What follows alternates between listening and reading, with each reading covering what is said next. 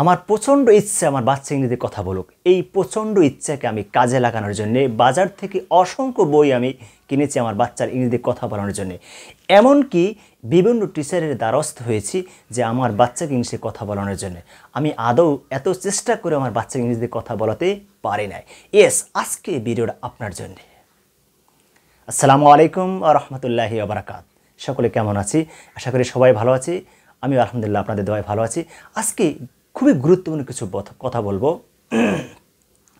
আমাদের ছোট্ট সোনামণি সকলের বাসায় কম বেশি আছে।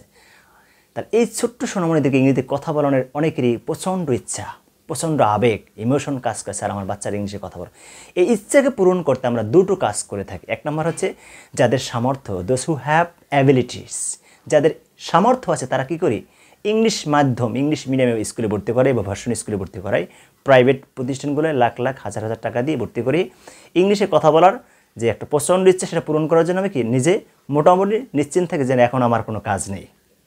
এটা তেমন যাদের সামর্থ্য তারা এই কাজটা করি। যাদের সামর্থ্য না থাকে তারা কি করি, তারা হয়তো খুব আফসোস করি, খুব নিজে কষ্ট পাই এবং এই পারপাসে বাজারে বিভিন্ন আবেগী বিভিন্ন অ্যাডভার্টাইজমেন্ট দেখে বিভিন্ন বই টই কিনে বাচ্চাকে ইংলিশে কথা বলার চেষ্টা করি। এবং এটাও আমি ব্যর্থ হওয়ার পরে আমি কি করি, ভালো টিচারের কাছে যাই, বিভিন্ন টিচারের কাছে যাই যে আমার বাচ্চাকে ইংলিশে কথা বলে। এটাও আমার হচ্ছে না। এরকম আমার মোটামুটি আমার যত ইংলিশ শেখার যত ছিল সবই আমি চেষ্টা করে হচ্ছে না। এর পিছনে আমি একটা কারণ বলবো, সেটা হচ্ছে আপনার বাচ্চার এনভায়রনমেন্টটা আপনি ক্রিয়েট করতে পারেন না। বাচ্চা হয়তো যে টিচারের কাছে যাচ্ছে ওখানে ভালো কথা বলে, কিন্তু বাসায় টোটাল এনভায়রনমেন্ট, আপনার এনভায়রনমেন্ট এরকম নেই যে বাচ্চা ইংলিশে কথা বলার কোনো সুযোগ আছে, স্কোপ আছে। বা যে স্কুলে পড়ে সে বাচ্চা ওখানে কোনো স্কুলে কথা বলার কোনো স্কোপ আছে। তার মানে হচ্ছে আপনি যতগুলো সোর্স তার পিছনে কাজে লাগাচ্ছেন ইংলিশ শেখার জন্যে, এর চেয়ে সবচেয়ে বেস্ট সোর্স হচ্ছে তার জন্য আপনার একটা পরিবেশ তৈরি করা। আপনি বলতে পারেন স্যার পরিবেশটা কীভাবে তৈরি করব?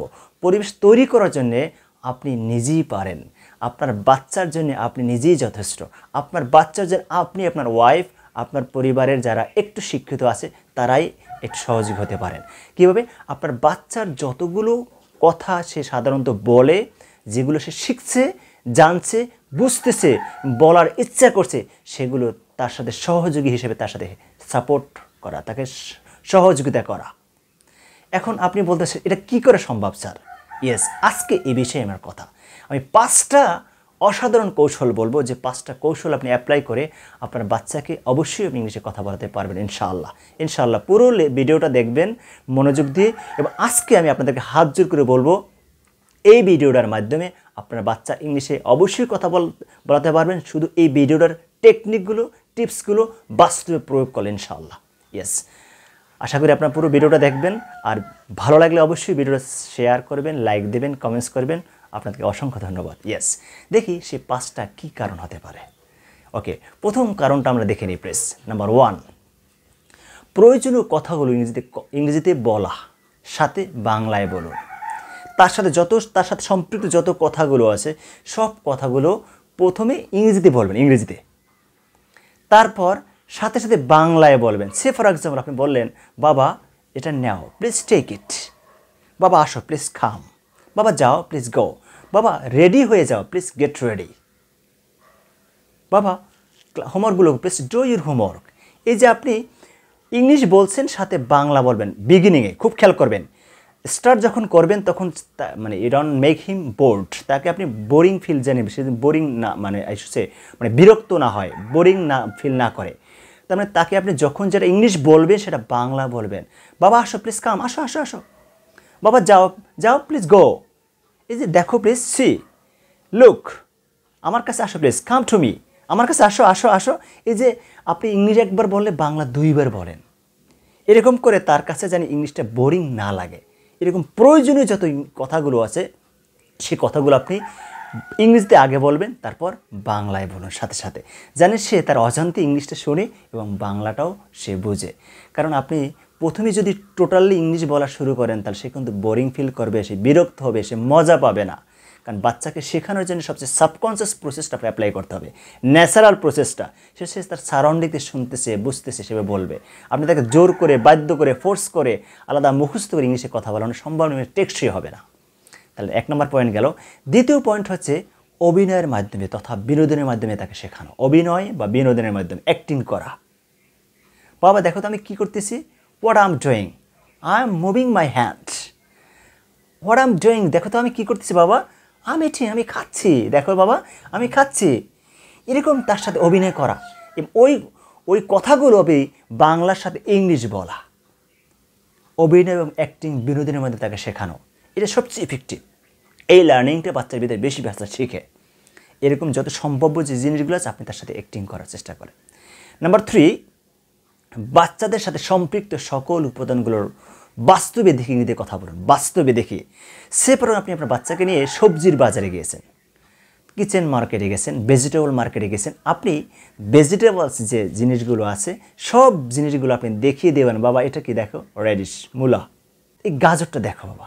তার মানে এই আপনি দেখাচ্ছেন তাকে এটা গ্যাবেজ, মানে আপনি পটেটো, আপনি তাকে পাপায়া, আপনি তাকে দেখাচ্ছেন আর ইংলিশ বলতেছেন বাবা, মানে আপনি তাকে ওই পেঁপে দেখাইয়ে তাকে পেঁপের ইংলিশটা বলতেছেন, পেঁপেকে দেখাইতে লুক অ্যাট, মানে পেঁপেটা ইন্ডিকেট করতেছেন।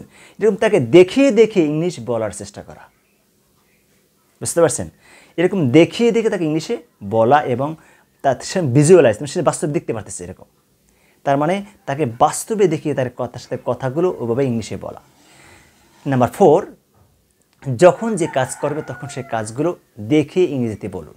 যখন যে কাজ করবে, সে এখন স্কুলে যাচ্ছে, বাবা তুমি এখন কোথায় যাচ্ছ জানো, ও বাবা আমি স্কুলে যেতে, আই গো টু স্কুল, বা আমি স্কুলে যাচ্ছি, I am going to school. তার মানে ওই যে কাজটা করতেছে, বাবা তুমি এখন কি করতেছো বাবা, খাচ্ছি, আই এম ইটিং। তার মানে যখন যে কাজটা করবে তাকে সে দেখে ইংরেজিতে বলা এবং সাথে বাংলা অবশ্যই বলবেন। স্টার্টিং অবশ্যই বাংলা বলবেন, তবে 2 মাস 3 মাস 6 মাস চলে গেলে আপনার বাংলার বলতে হবে না, আপনি অটোমেটিক তার সাথে ইংলিশে কথা বলতে পারবেন। স্টার্টিংয়ে বিগিনিংয়ে অবশ্যই তার সাথে যতটুকু ইংলিশ বলবেন ততটুকু বাংলা বলবেন। আচ্ছা, লাস্ট বাট নট লিস্ট, দেখেন একদম সর্বশেষ যেটা ছিল, ভিডিও, কার্টুন বা ভিজুয়ালাইজ কোনো জিনিসের মধ্যে তাকে ইংলিশে শেখানো। ভিজুয়ালাইজ তার মানে আপনার যে অ্যান্ড্রয়েড যে মোবাইলটা আছে আপনার হাতে, এই মোবাইলটার কন্ট্রোলিং পাওয়ার কিন্তু আপনার কাছে রাখতে হবে। কোনো দিন মনের বলেও আপনার বাচ্চার কাছে মোবাইলের পাওয়ারটা দেওয়া যাবে না।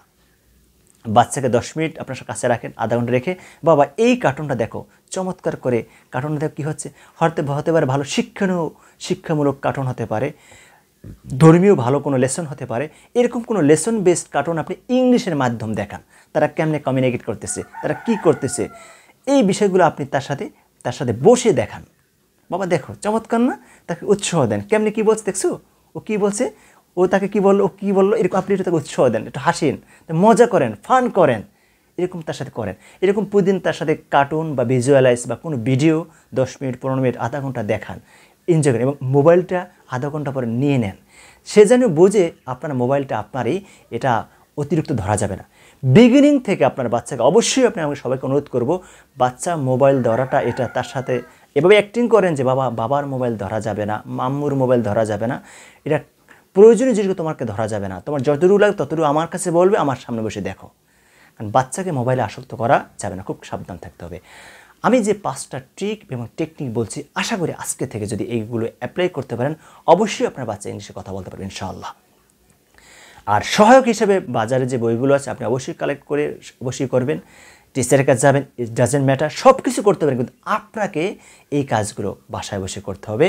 এবং আর আমি আপনাদেরকে অনুরোধ করব, আমার ইংলিশ শেখার জন্য চমৎকার 2টো বই আছে বাচ্চাদের জন্য, কিডস স্পোকেন, কিডস ভোকাবুলারি, এবং আলহামদুলিল্লাহ কিডস বা স্পোকেনের লেভেল 2টাও আসতেছে, হয়তো মানে অল্প কিছু দিনের ভিতরে চলে আসবে। আপনারা এই বইগুলো সংগ্রহ করতে পারেন। বইগুলো সারা বাংলাদেশে বসে ঘরে বসে আপনি অনলাইনে অর্ডার করে পেতে পারেন আমাদের সাথে যোগাযোগ করলে, রকমারিতে পাবেন। এছাড়া আমার সাথে যোগাযোগ করলে আমিও আপনাদের বই পাঠানোর ব্যবস্থা করতে পারি। যে কোনো স্কুলের মাধ্যম হিসেবে যারা ইংলিশ শেখাতে চান তাদের এই বইগুলো অনেক অনেক দরকারি। আশা করি এই ভিডিওটা ভালো লাগছে। আর আমার বলতে জন্য আমি আন্তরিকভাবে দুঃখিত, অসংখ্য ধন্যবাদ। আবার কোনো নতুন ভিডিও নিয়ে আপনার সাথে আসবো। Thank you very much, all the best.